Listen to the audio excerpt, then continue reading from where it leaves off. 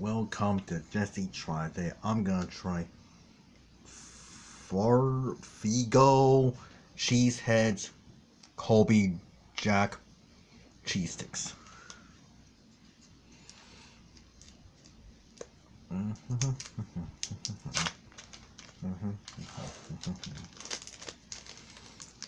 It had some orange mixed with yellow or whitish yellow or yellowish white.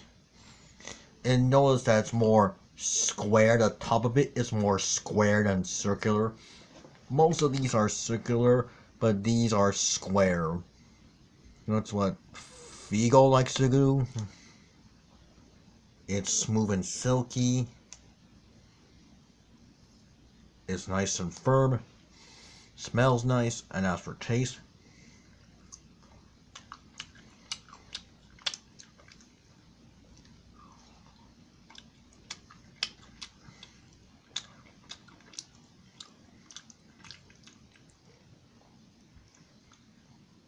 it's nice and firm.